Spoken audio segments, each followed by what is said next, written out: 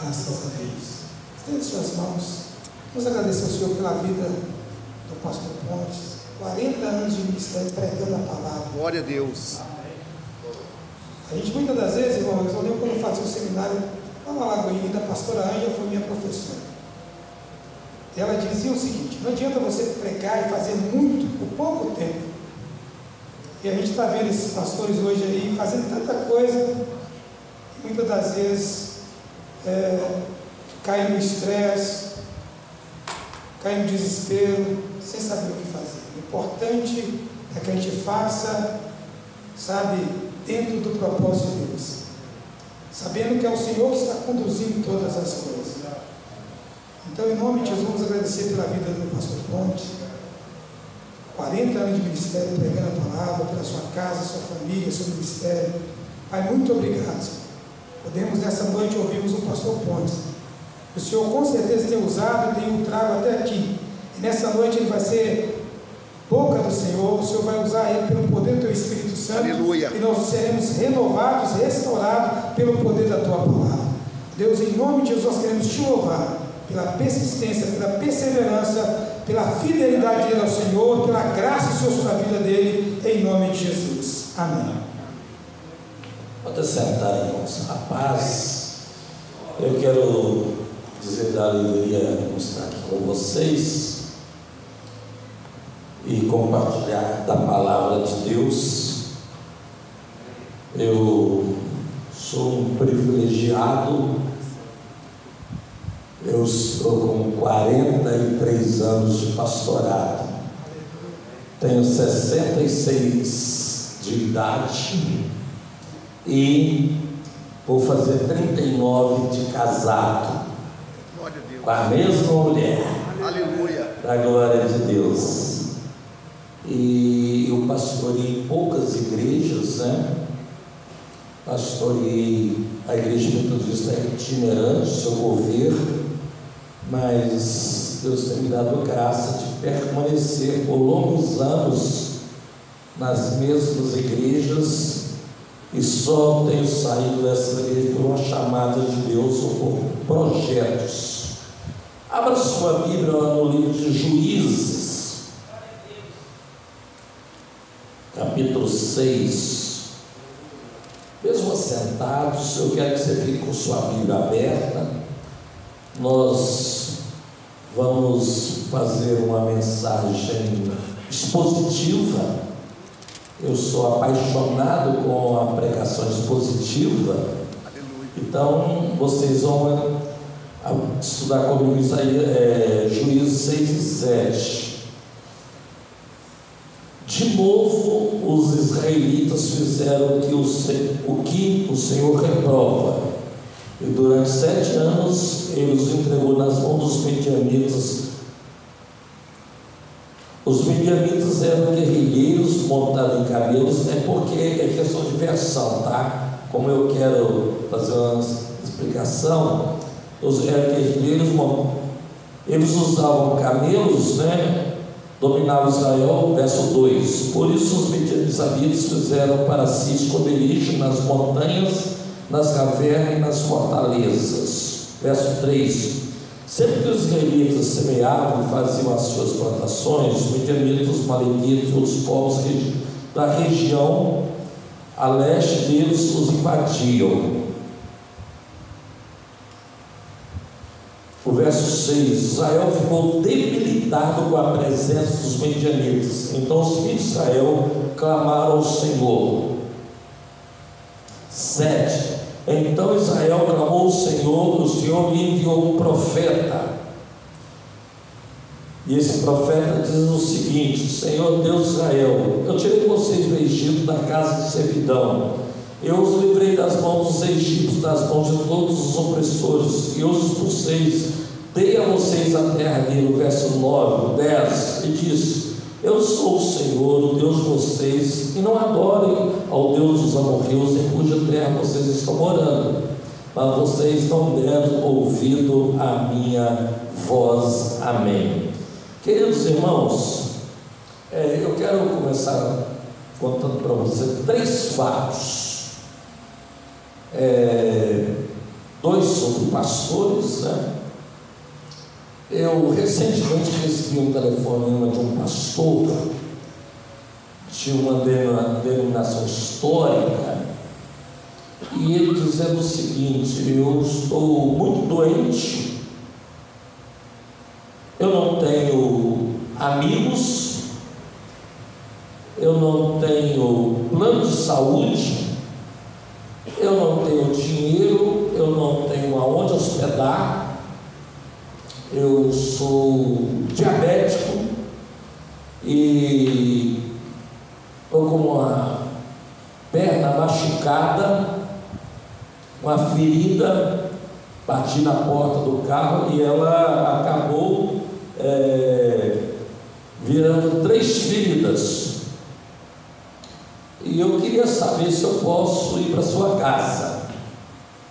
Na hora que ele recebeu um telefonema desse, a gente tem um evangelho testado, não tem? Eu disse: eu não tenho escolha. Eu estou indo com minha esposa e eu estou em busca de recursos, senão minha perna será amputada. Esse moço veio para minha casa, eu levei ele para a UPA, não deu certo, ficamos 4 horas, levei para outra UPA, levei para o posto de saúde, o posto de saúde encaminhou para outra UPA, encaminhou para o João Mérez, não deu certo. Depois de 8 dias eu andando com ele, eu consegui interná-lo no hospital municipal lá em Contagem, e ele está lá, foi internado segunda-feira e vai ter que fazer uma série de procedimento clínico, porque ele está com insuficiência renal, ele é hipertenso, diabético, igual disse, e além disso é safenado, já foi operado o coração. Meu Deus. E eu estou com a esposa dele em casa, ele tem 76 anos, a esposa deve ter ali os seus 70 e poucos anos, e nós acolhemos essa família. Há 10 anos eu acompanho um outro pastor, um pastor que também é diabético, um pastor com muitas feridas na alma, muito amargurado, revoltado, machucado pela vida, com disfunção familiar. E esse pastor agora, no último ano, o seu estado agravou, ele tem 40 e poucos anos de idade, e a gente vem acompanhando, ajudando, tratando, encaminhando para o psiquiatra. Eu, há 15 dias, eu passei uma tarde com ele no hospital, e hoje um dos pastores do distrito me procurou muito cedo, dizendo o seguinte: o pastor teve uma parada cardíaca que durou 15 minutos e os médicos conseguiram ressuscitá-lo. Ele está internado no CTI e entubado, com 46 anos de idade.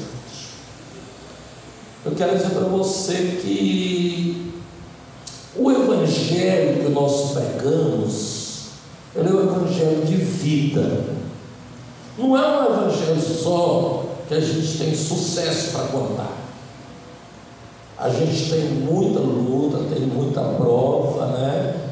Eu hoje estive conversando com vários pastores sobre este segundo caso, conversando com o presidente da nossa igreja e pedi para ele um apoio, uma intervenção. A esposa desse pastor, ela deu câncer, e ela deu câncer nos 2 seios. Meu Deus. Queridos, o ministério nos leva a entender, a gente está sempre na vontade de Deus.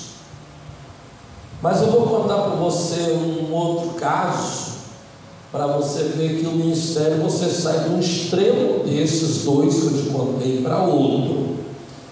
Eu escrevi para uma médica da igreja messiânica, né? Uma irmã de Deus lá da igreja da Pampulha, que está me ajudando muito para acompanhar esse primeiro pastor, senão eu não sei o que seria dessa situação. A única coisa que eu sei é que Deus está no controle de tudo. Amém, irmãos? Aleluia. Há 2 meses atrás, eu perdi a tia-mãe da minha esposa. E eu estava em Governador Valadares, no velório, e o nosso administrador regional me mandou um WhatsApp. Eu sei que você está fora, que você está passando por um luto, eu não sei como é que está a situação aí, mas eu estou comunicando a você uma notícia muito triste para a sua igreja central de Belo Horizonte. A minha igreja, ela foi elevada à Catedral Metodista de Minas Gerais. A central hoje ela é a Catedral Metodista de todas as 180 igrejas metodistas de Minas Gerais. Nós temos 180 a 200 igrejas só em Minas Gerais. E ele disse o seguinte: há anos existe uma causa no acampamento de vocês. E a causa já foi várias vezes ao processo, vai e volta, e a causa foi julgada em definitivo e vocês perderam. E o juiz deu aí aproximadamente 20 dias, eu tenho aqui o documento, para se pagar. E é uma multa de R$ 24.997. Você imagina você num velório, lá no cemitério, recebe uma notícia dessa. Eu disse: pastor, muito obrigado. Eu, quando voltar para Belo Horizonte, eu vou orar e trabalhar. Eu voltei e comecei a orar. E Deus começou a falar ao meu coração pela madrugada. E Deus falou ao meu coração para que eu falasse algumas coisas para a igreja. Primeiro, que eu dissesse para a igreja que nós concorremos à causa, e depois de 10 anos, 15 anos de causa, nós perdemos. Segundo, Deus falasse para a igreja que os irmãos que fizeram isso no passado, os administradores da igreja, fizeram por zelo para defender o patrimônio da igreja. Eles usaram advogados, administradores, pessoas altamente competentes. O vizinho, nós compramos 70 mil metros de terra na década de 80 e na hora da averbação averbou 57 mil. Então aqueles 13 mil foram passados para outra pessoa, porque não foi averbado, ficou sem escritura, ficou sem registro. E a igreja entendia que os 13 mil eram dela, por isso que aconteceu isso. Mas eu falei isso para a igreja, esses irmãos não têm nada com isso. Deus mandou dizer outra coisa para a igreja, que nós não temos dinheiro para pagar a multa. E se nós não pagamos a multa, é 20% mais 10 causas advocatícias, e lá tinha uma outra cláusula que o bem corria risco, que era o nosso acampamento. Deus mandou falar uma outra coisa para a igreja, que nós não tínhamos um centavo para pagar a multa. Eu fui falando que Deus me mandou naquela madrugada. Aí Deus disse: diga para a igreja que você, como pastor presidente, não sabe o que fazer. E eu disse: irmãos, eu não sei o que fazer. E todo mundo olhando para mim, a equipe pastoral. Mas Deus mandou falar a última coisa para vocês, que no dia 17, daqui a 2 domingos, a nossa conta vai estar paga 100% para a glória de Deus. Aleluia! Aí a minha mulher começou a orar, a liderança começou a orar. a equipe pastoral começou a orar. E quando deu o domingo, dia 17, nós estávamos 15 dias, 17 dias depois, com aquela conta paga. Nós tínhamos que levantar 24.997. Aí eu estava numa reunião, chegou um empresário e disse: reverendo, eu estou vendo o que o senhor está passando, o que a igreja está passando, e eu sozinho posso pagar a multa. Meu Deus. Aí a gente é tentado, mas Deus falou comigo que aquela multa trazia unidade, seria uma vida comunitária, que através da unidade da igreja ele ia ordenar a bênção, e através da unidade da igreja faria prosperar. Então, no meio da reunião da diretoria, eu disse: irmão, muito obrigado pela sua intenção, mas não foi isso que Deus me revelou. Meu Deus. Você imagina um pastor rejeitar uma oferta de 25 mil reais de empresário? Meu Deus.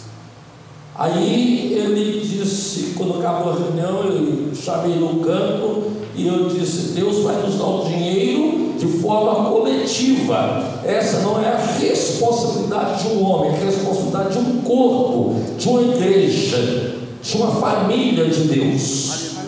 E ele disse: pastor, quando o senhor não aceitou a minha oferta, eu fiquei muito decepcionado. Agora eu entendo. Irmãos, para a glória de Deus, nós levantamos 25.400 para a glória do nome de Jesus Cristo. Glória a Deus. Você pode aplaudir o Senhor? Glória a Deus. Aleluia. Glória a Deus. Queridos, os israelitas sofriam há 7 anos nas mãos dos midianitas do inimigo. O texto bíblico diz que Israel fez o que era mal perante o Senhor e voltou à idolatria. Os midianitas, eles eram guerrilheiros montados em camelos. É a primeira vez que a Bíblia vai citar camelos da guerra. E alguns estudiosos chegam a falar que eles lançavam ataques deixando um rastro de fome num alcance ao dia de 160 quilômetros, que está com alguns comentaristas. A forma que eles atacavam era uma blitz, como uma guerra relâmpago. E Midian, a terra dos midianitas, era famosa pelos seus camelos e pelos seus dromedários, né? O camelo, ele tem 2 bosses, 2 trombas em cima. O dromedário tem só uma, tá? Só para você entender. E Israel foi cativo dos israelitas. Aí o que aconteceu com o povo de Deus? Eles se esconderam.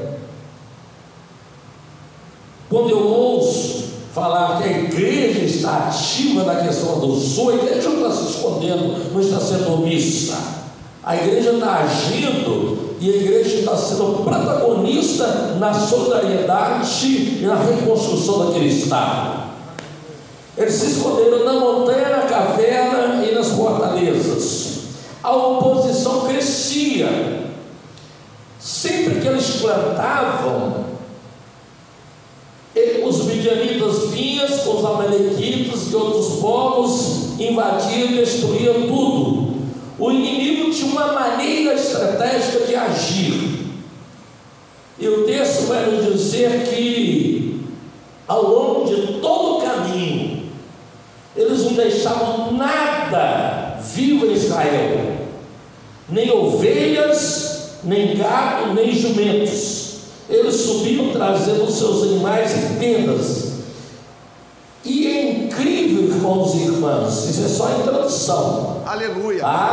Eles vinham com enxame de gafanhotos. Era impossível.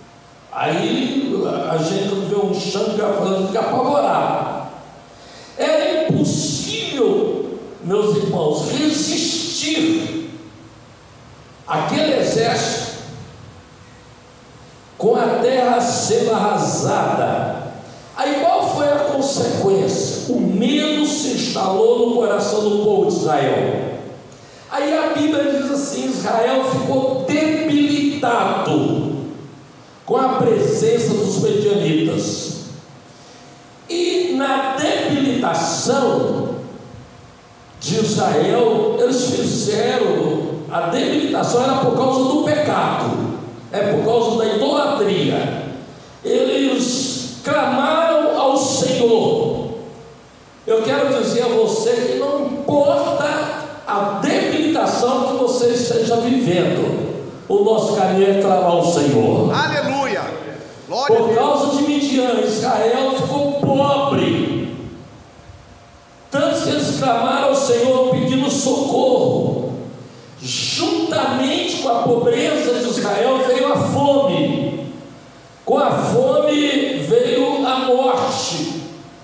Essa foi, meus irmãos, uma situação que gerou uma consequência, porque Israel estava fora do destino profético. Israel estava fora da vontade de Deus. Israel estava fora da direção divina. Aí a Bíblia, a gente quando estuda a Bíblia e tem fome da palavra, fome da revelação da palavra, a palavra nunca é cansativa.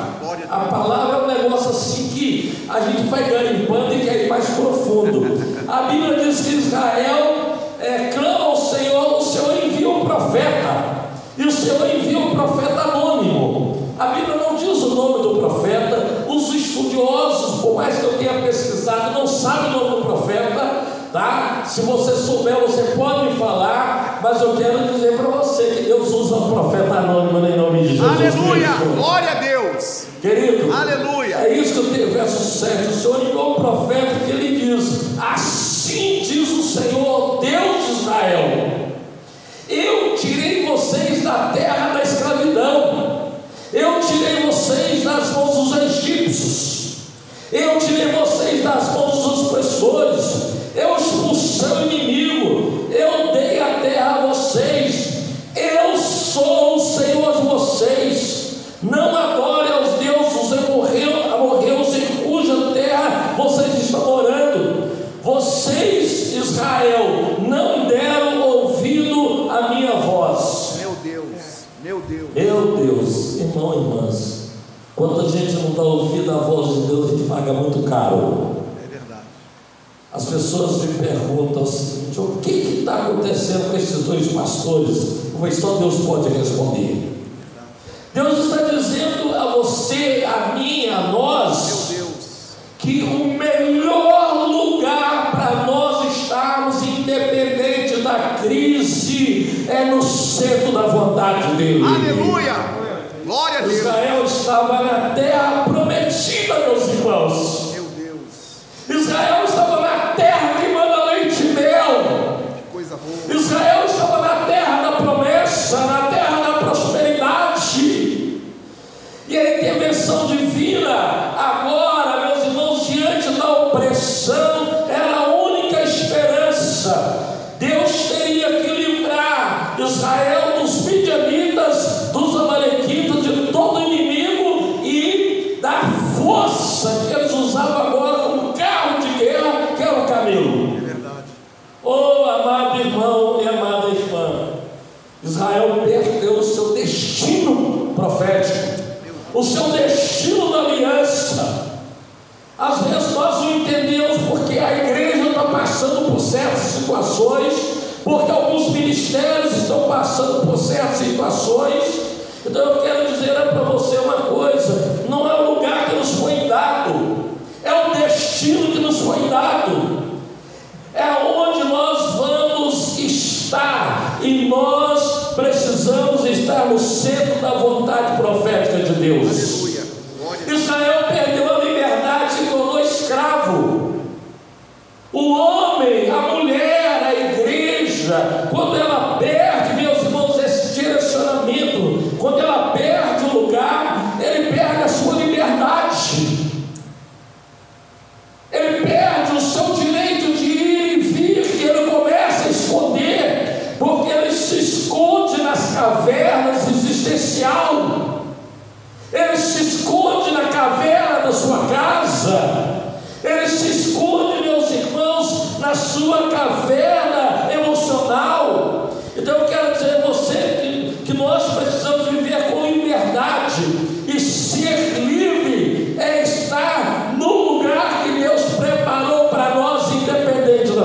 coração. Glória a Deus.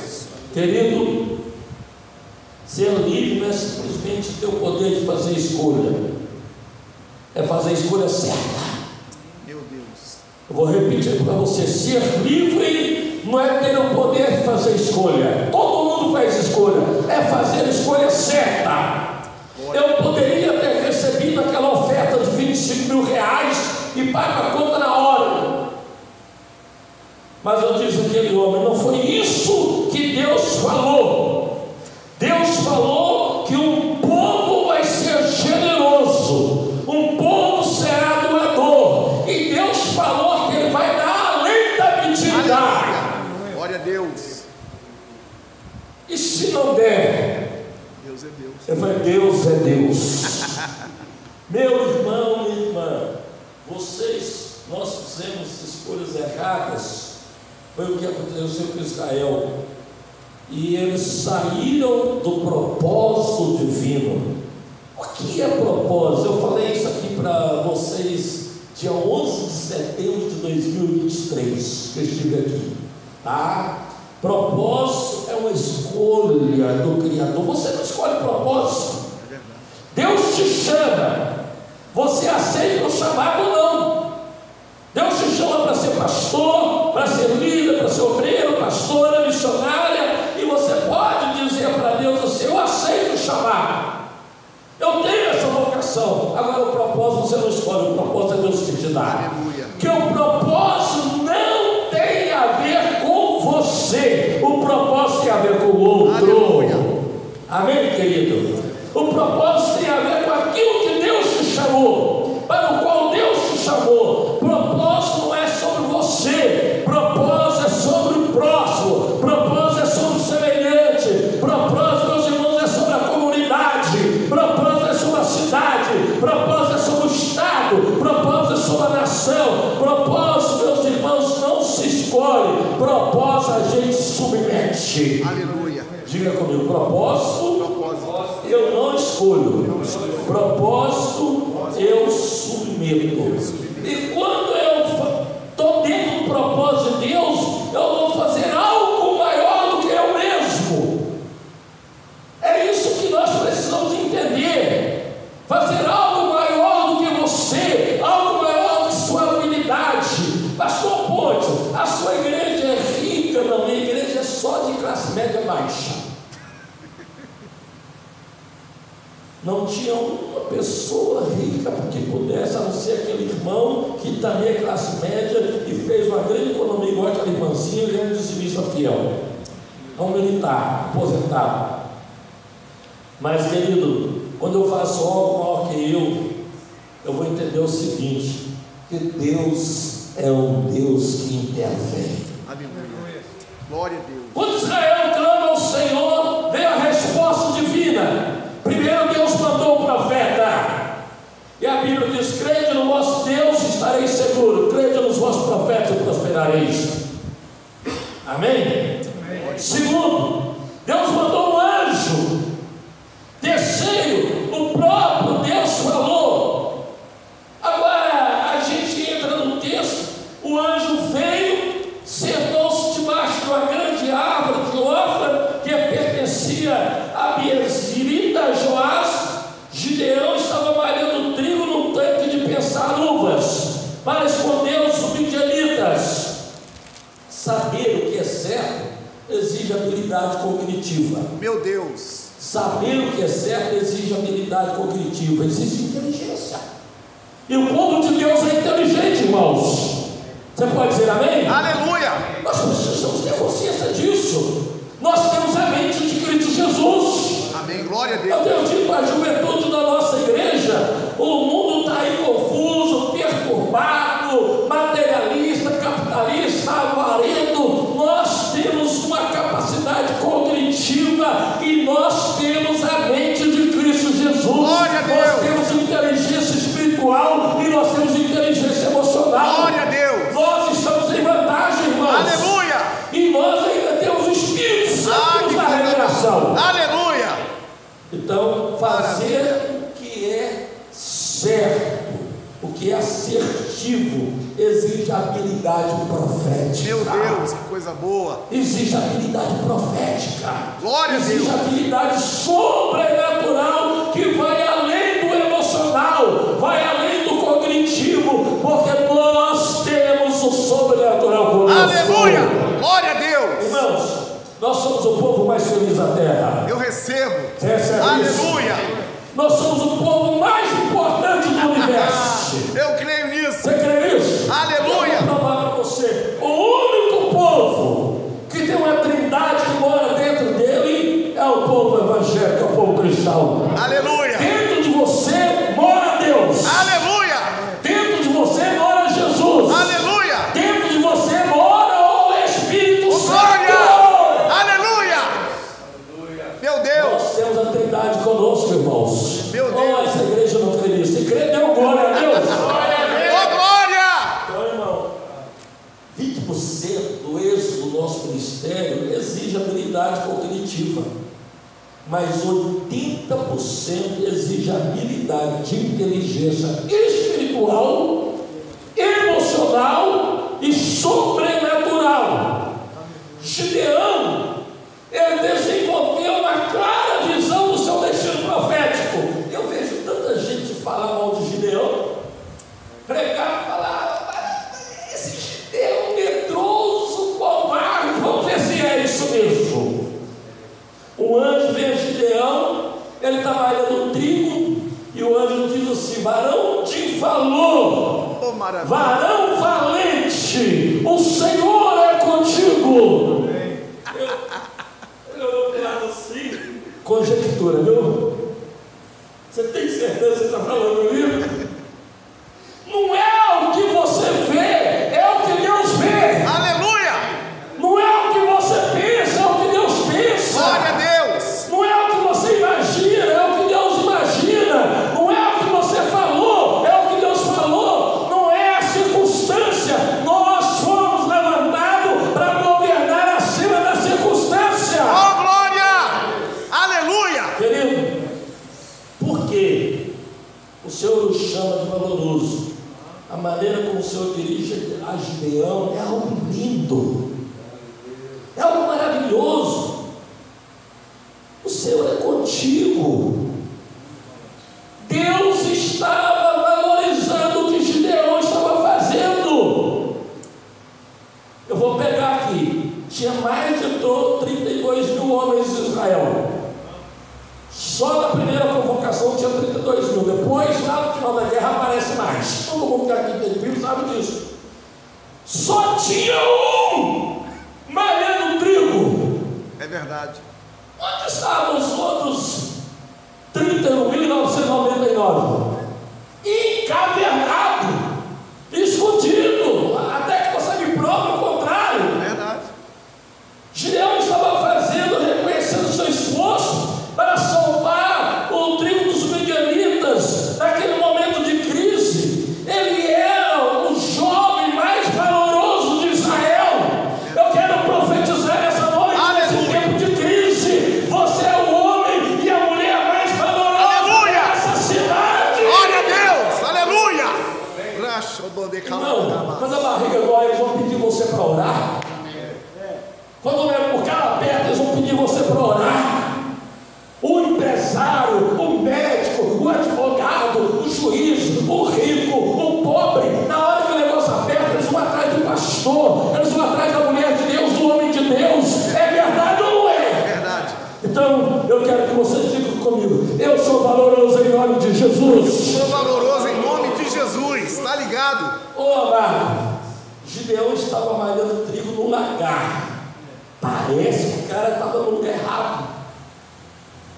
Ele agiu diferente do resto do povo. O lagar era um lugar de pisar uva. E ele teve a inteligência, ele teve a sabedoria. Se eu for malhar trigo na ilha, todo ano o midianita vem e rouba tudo e destrói tudo. Eu vou malhar lá no lugar de pisar uva, porque lá o midianita não sabe que eu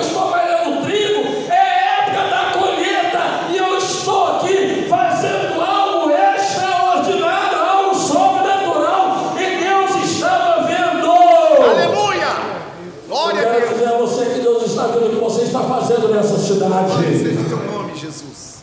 Ele agiu diferente do resto do povo. Um terreno de terra batida era a eira, onde malhava para tirar os grãos, mas ele estava onde as uvas eram pisadas. Lagar era uma espécie, meu irmão, onde cuidava da uva. Você sabe o que é criatividade? Onde a uva era trabalhada. Criatividade é fazer algo novo a partir daquilo que já existe. Glória a Deus. Diga comigo, criatividade é fazer algo novo a partir daquilo que já existe. Outra vez, criatividade é fazer algo novo a partir daquilo que já existe. O que você precisa, Deus já pôs nas suas mãos. Aleluia, eu O que recebo. você precisa, Deus já põe na sua vida. Glória a Deus. O que você precisa, Deus já põe na sua igreja. Aleluia. O que você precisa, Deus já põe no seu ministério. Aleluia. O que você precisa, Deus já deu a você. Aleluia, eu recebo. Receba em nome de Jesus. Ah, meu Deus, é minha. Oh, amado, Deus não quer contar com o que você não tem. Desse jeito. Deus quer contar com o que você tem. É desse jeito. Amém? Aleluia. Na ira, os midianitas o esperaram para roubar, porque era a época do trigo. Gideão está levando o pão para casa e garantindo o sustento da família. Coisa boa. Aleluia. Gideão está correndo atrás da provisão do alimento. Eu não sei aonde estavam os outros 1999. Deus está olhando a atitude de Gideão. Aleluia. A iniciativa dele, a criatividade dele, o propósito maior, num nível maior para Gideão. Eu quero dizer para você que Deus está olhando para essa cidade. Aleluia. Deus está olhando para a sua igreja. Deus está olhando para a sua família. Eu estou aqui para dizer que Deus está olhando para você. Eita, aleluia. Receba aí em nome Eu de recebo. Jesus. Eu recebo. Aleluia. Amado, Glória a Deus. Deus vai abordá-lo. Deus pode abordar essa noite em sonhos. Deus pode te abordar de uma forma sobrenatural, como Ele fez comigo naquela madrugada e me deu toda a estratégia. Aleluia. Deus vai abordá-lo diante do medo e das frustrações. É Ele verdade. estava com medo. Você pensa que eu fiquei, meu Deus, mas eu tenho que falar tudo isso. Deus falou, tem. Fala o que eu te revelei, não acrescenta e nem tira nada, Meu Deus. que a conta será paga. Meu Deus.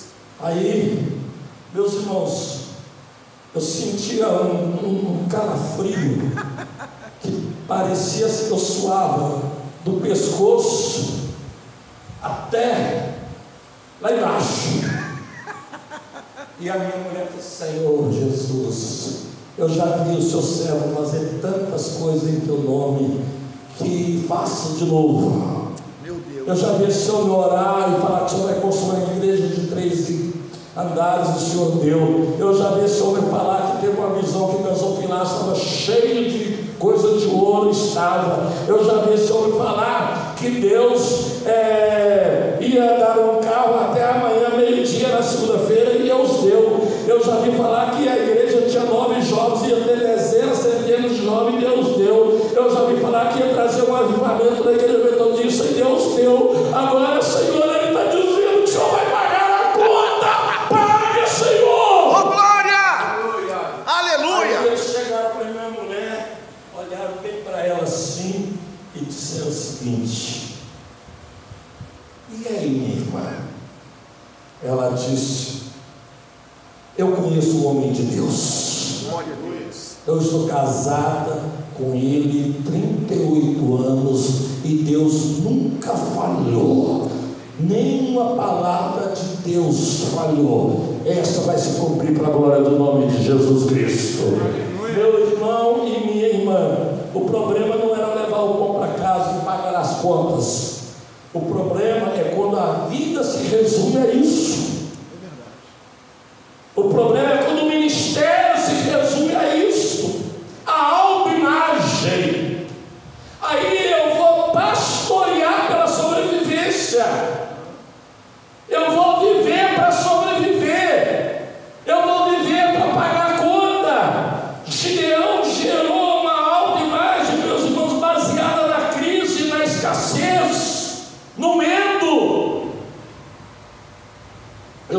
livro Tríade de Poder, esse livro diz o seguinte: quem dorme com dúvida acorda com medo e ouve do medo seus piores conselhos. Meu Deus, coisa boa. Quem dorme com dúvida acorda com medo e ouve do medo seus piores conselhos.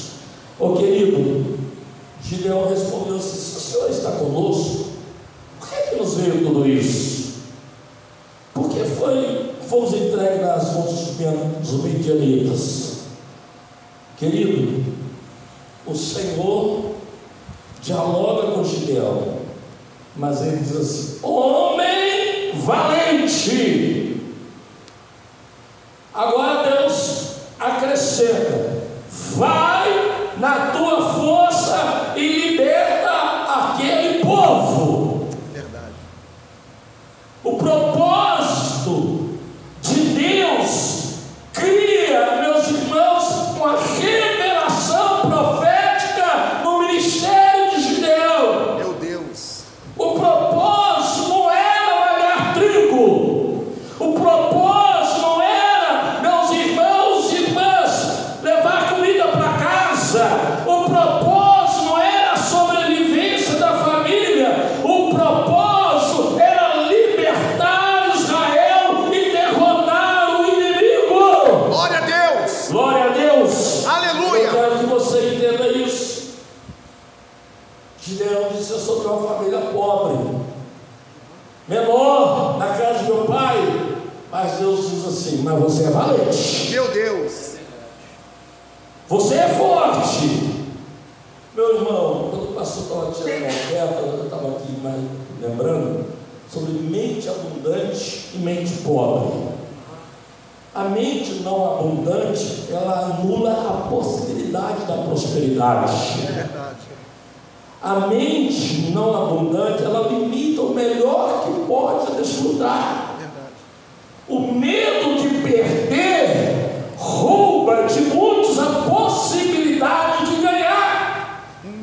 O medo de perder rouba a possibilidade de ganhar, porque está olhando para os midianitas, Meu Deus. está olhando para o inimigo. Então a abundância e a miséria, ela está associada, meus irmãos, não à carteira, não ao cartão de crédito, mas à mentalidade, não ao dinheiro. E nós somos um povo que temos uma mentalidade próspera.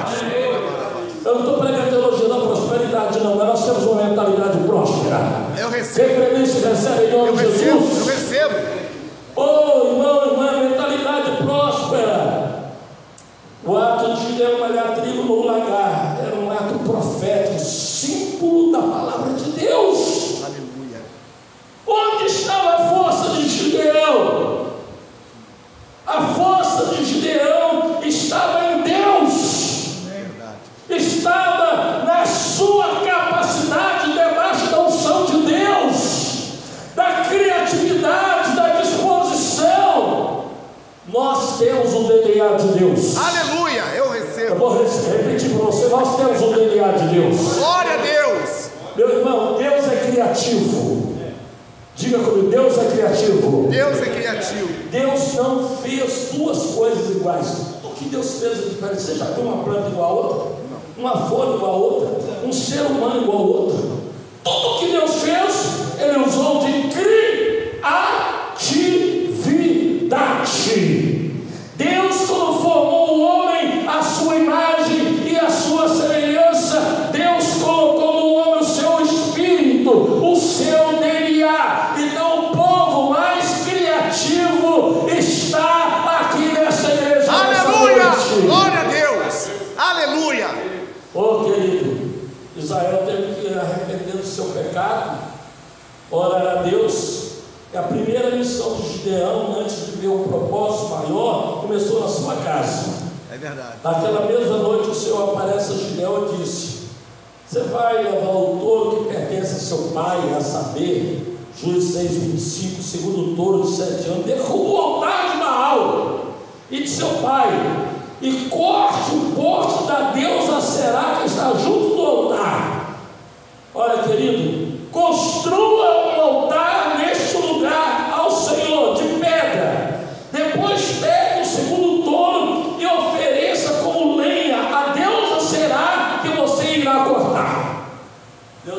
Gideão é o seguinte: o seu pai, Gideão, ergueu um altar a Baal e você vai derrubá-lo. Jerubaal. Eu vou chegar lá. Você vai derrubá-lo. Você vai pegar a deusa, transformar em lenha e vai oferecer no holocausto ao Senhor.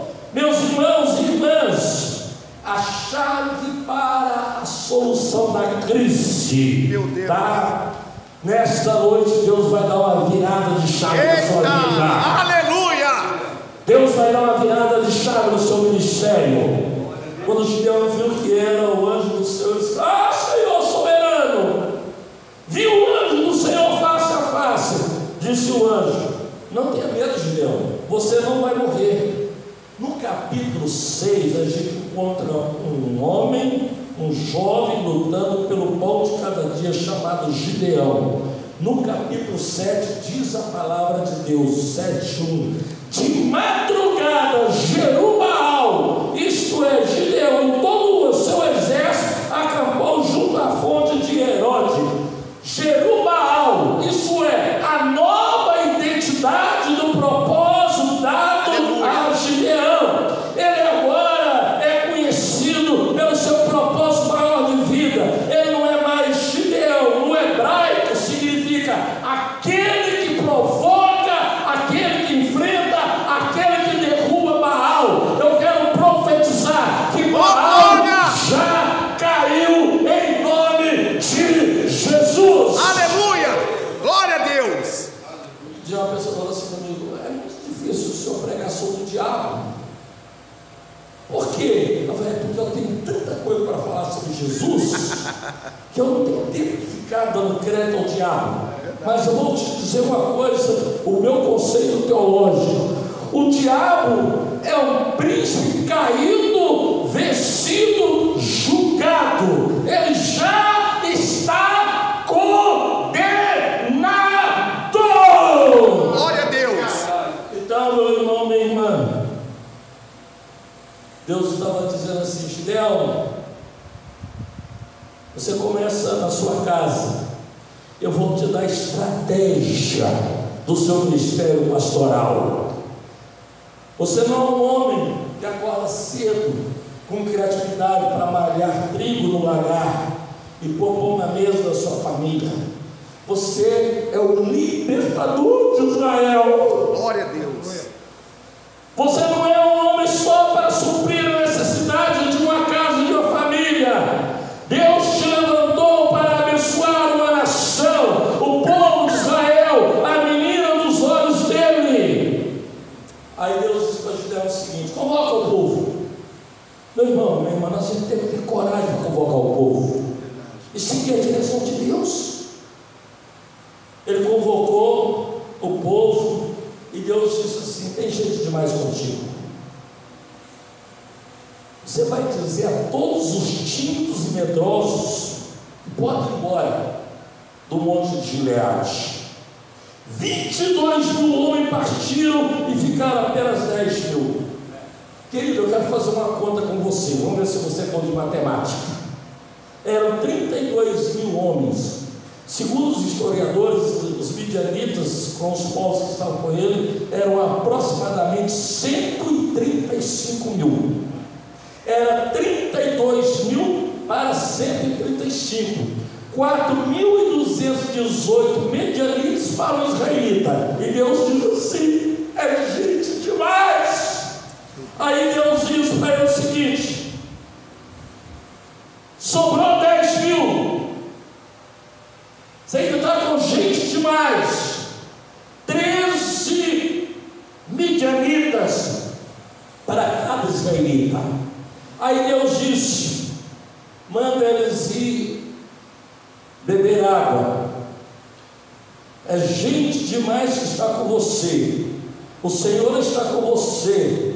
Aí o Senhor, no verso 12, disse: então o anjo do Senhor apareceu em Gideão. 6:12, ele disse: o Senhor está com você, poderoso guerreiro.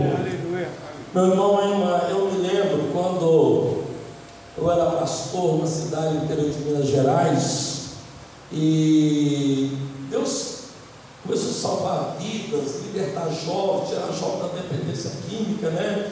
E eles reuniram algumas pessoas e falaram assim: vamos pôr câncer na garganta do pastor Pontes. Eu tinha 28 anos de idade.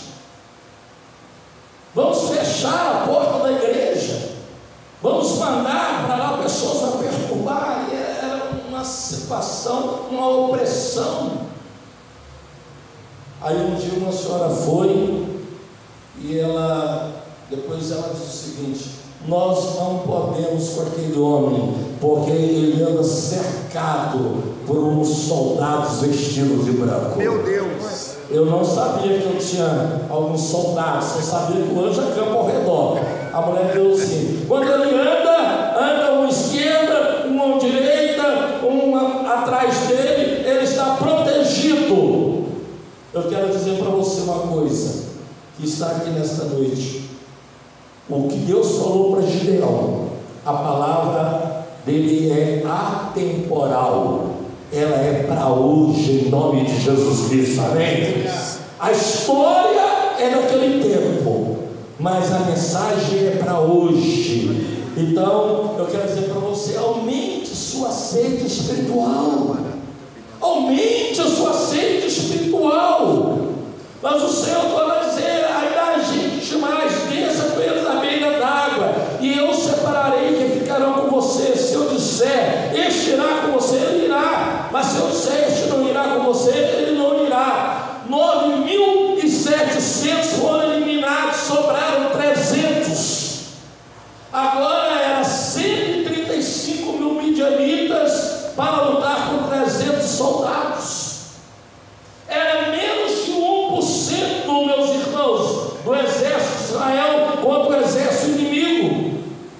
Meu irmão e minha irmã, no ministério pastoral nós precisamos ter discernimento da direção de Deus na nossa vida. Nós precisamos ter discernimento na nossa caminhada.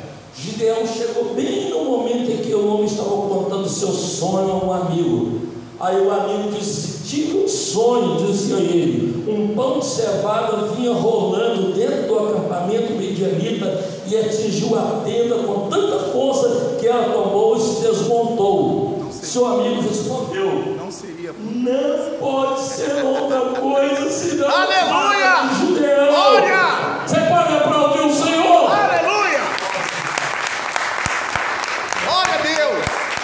Deus entregou os midianitas e todo o acampamento nas mãos dele. O pão de cevada representa a espada de Gideão.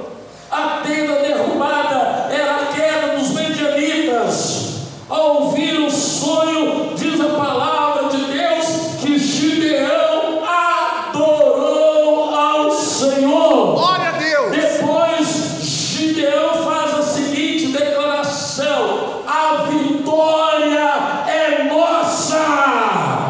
Eu estou aqui para dizer ao conselho de pastores em Santa Luzia: a vitória não é da esquerda, a vitória não é da direita, a vitória não é do prefeito, a vitória não é do governador, não é do presidente da república, a vitória é nossa. Aleluia!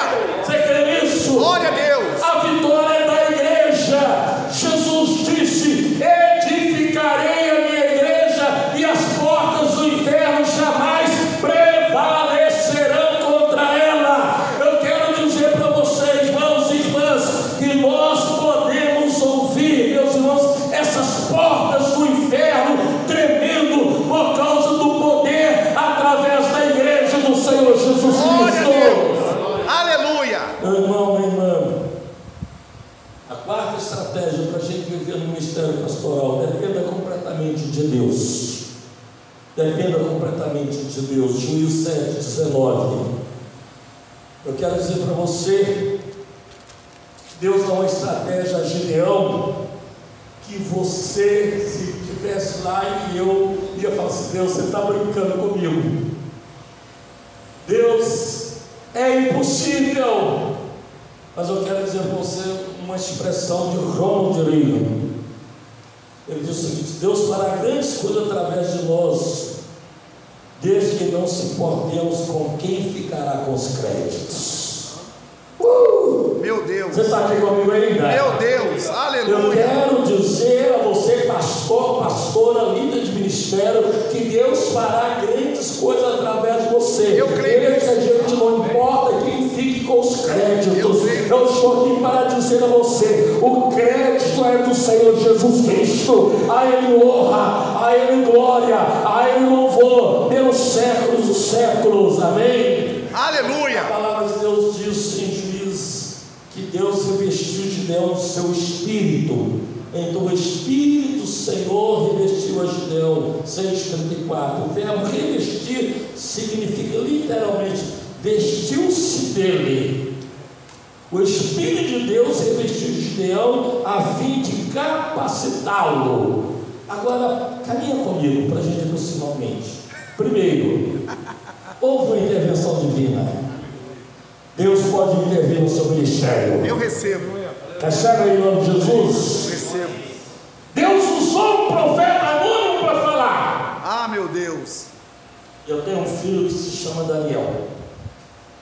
E esse nome veio de um encontro de avivamento na década de 80. Quando nós, na década de 90, quando nós éramos pastor em Vitória, e o pastor Jeremias estava pregando. E eu disse para minha esposa: se fosse menino, o médico tinha dito que era menina, ia se chamar Daniel, mas o ultrassom estava errado. Um mês, 45 dias depois, nós fizemos o ultrassom, era menino, nós pusemos o nome de Daniel. E o Daniel é um menino super inteligente, bem mais inteligente que a mãe, não vou falar que é o pai não. Aí o Daniel, assim, ele de vez em quando dá as suas resistências, seus questionamentos. Aí, recentemente, morreu uma senhora da igreja, mãe de uma irmã da igreja, de 101 anos de idade. E o corpo foi velado lá no contorno daquela funerária. Era uma funerária assim, de um padrão mais elevado. Eu já fiz ali um velório, sepultamento, né? E o Daniel foi, mas a minha esposa, acompanhado pelo pastor dos adolescentes, e quando o Daniel estava lá, no meio daquela multidão, entra uma irmãzinha daquelas anônimas, olha para aquela multidão, vai na direção do Daniel, aponta o dedo para ele e começa a falar em mistério, e não traduzia, e foi falando em mistério. E Deus deu ao Daniel a interpretação do que ela estava dizendo. E ela falava em mistério e ele entendia. Ela falava, dizendo que ela falava em aramaico e ele entendia em português. E ela contou a vida toda dele e ela disse para ele assim: Daniel, chegou o tempo de você dizer sim para mim. Glória a Deus. Deus é Deus do sobrenatural. Deus é Deus do sobrenatural. Ele usa profeta anônimo. Deus fala, igual falou com Gideão. O anjo fala com Gideão. Ouve palavras em abundância e palavras promissoras.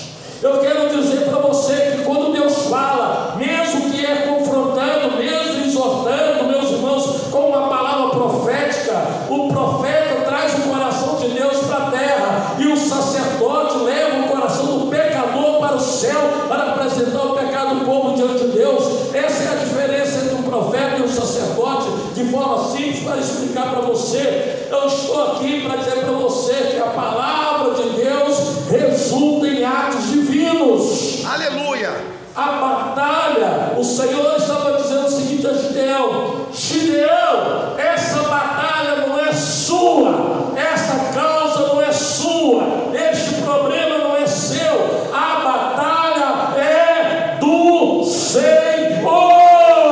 Aleluia.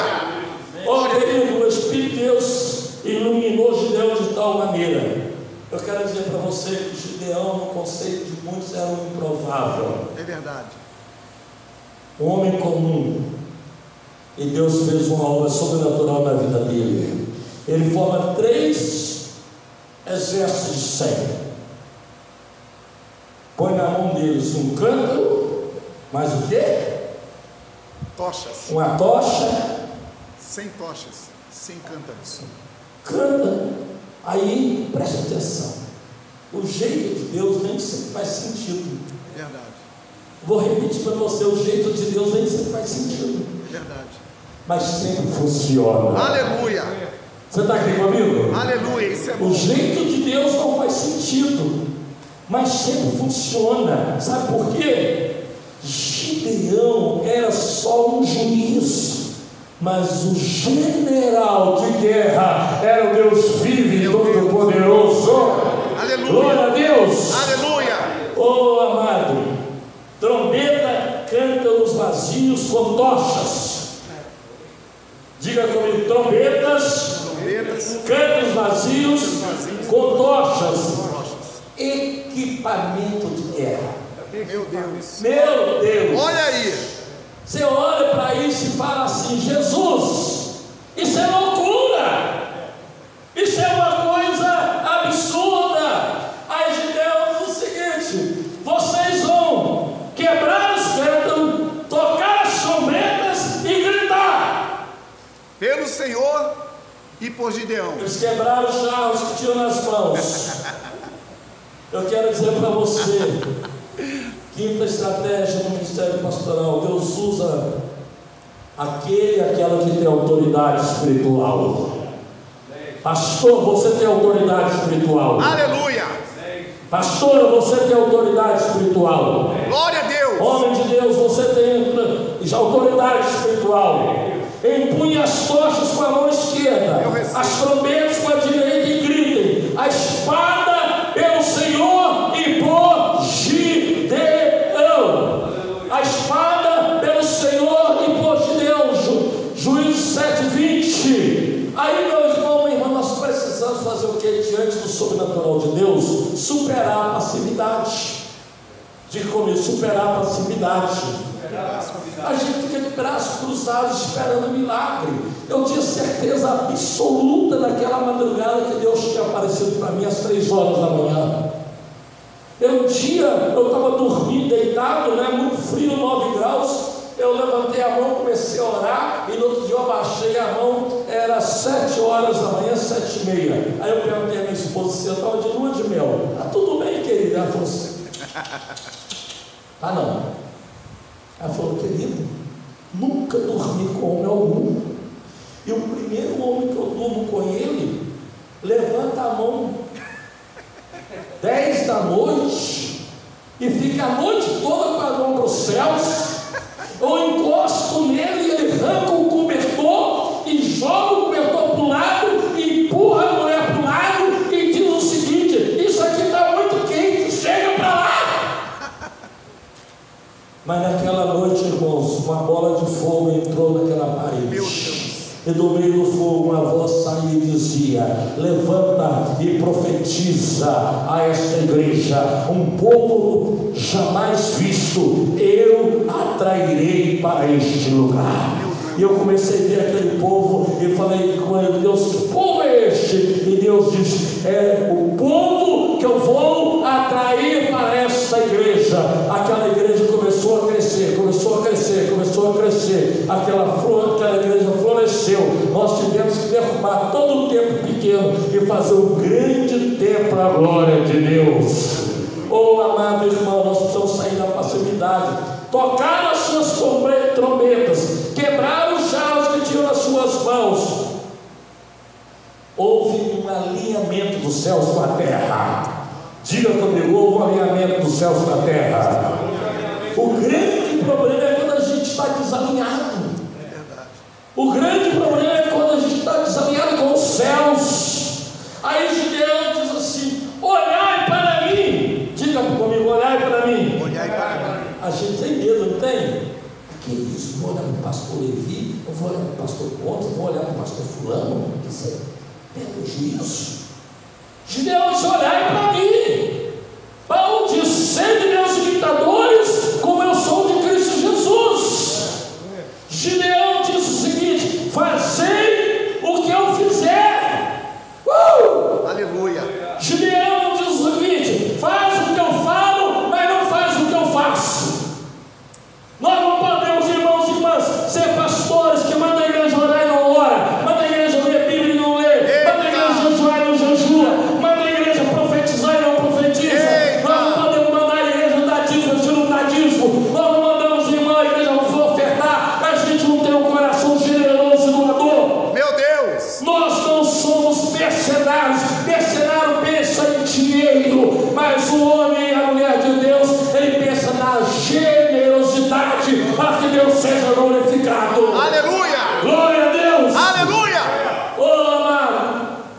tocar a trombeta e fazer soar as 300 trombetas, vocês farão o mesmo.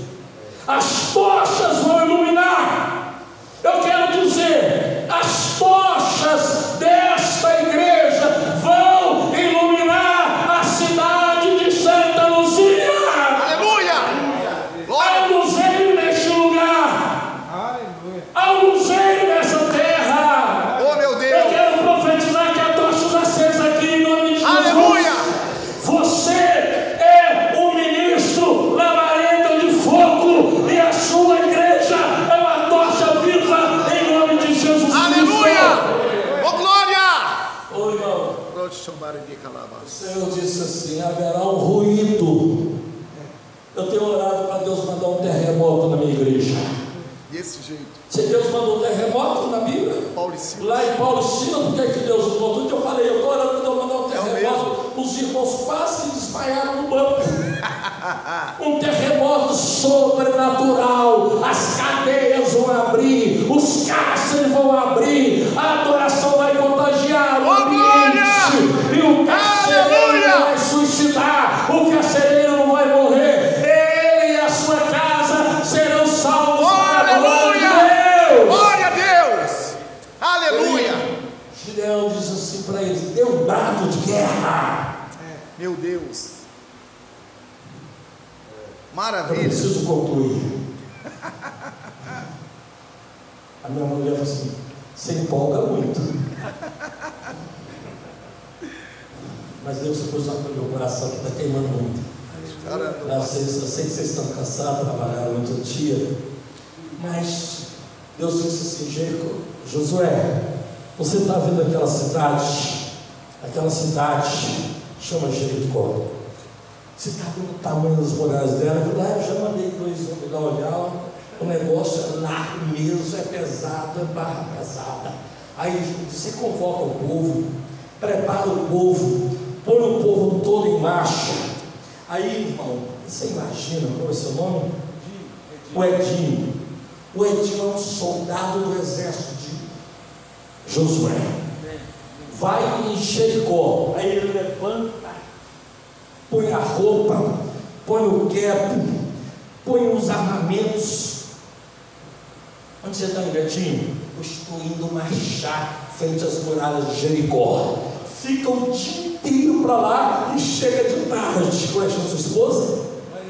A Marilene pergunta: e aí, Edinho? Nada. Nada, meu amor. Aí no outro dia, levanta o Edinho de novo, veste tudo, entra no pelotão, vai, roda de novo, volta.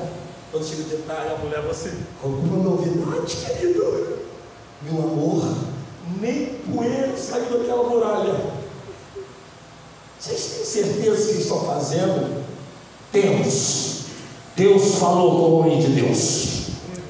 Vai no terceiro dia, volta em nada. Vai ao quarto dia, volta em nada. Vai ao quinto dia, volta em nada. Vai ao sexto dia, volta em nada. Imagina, meus irmãos e irmãs, a irmã Marilene dizendo assim: meu amor, Desiste. desiste.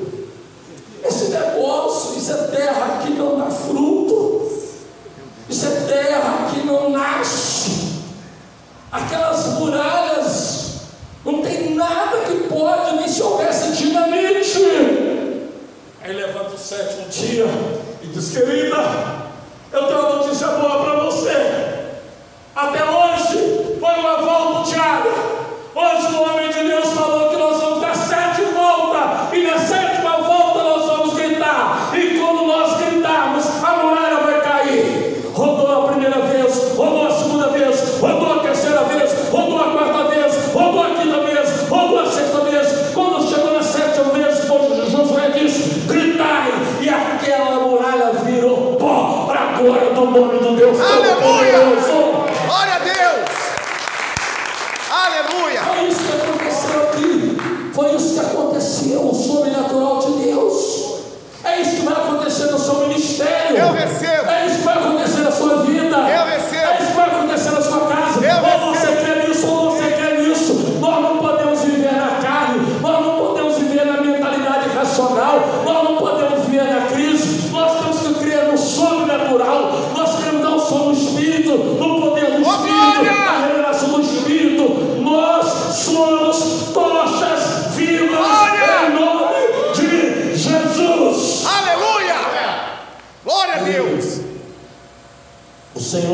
levantou a espada um contra o outro. Houve um pânico e confusão reinante, e resultou no morticínio. Por isso, naquele dia, chamaram Gideão de Jerubbaal, dizendo: aquele que derruba o altar de Baal, aquele que derrota os medianitas, aquele que põe o inimigo para fugir, este é o varão valoroso levantado por Deus. Meu irmão, minha irmã, todo o acampamento fugiu e foi derrotado. Eu quero dizer para você uma coisa: o propósito do seu ministério é maior do que a sua realização. Eu creio nisso. O que você está fazendo é só um pouco daquilo que você é. Eu creio nisso. Deus tem algo maior para você. Eu recebo. Deus quer escrever esse propósito no seu coração. Propósito consiste em escrever a missão no nosso coração, e é escrito, meus irmãos, não em tábua de pedra, mas é escrito pelo Espírito Santo de Deus.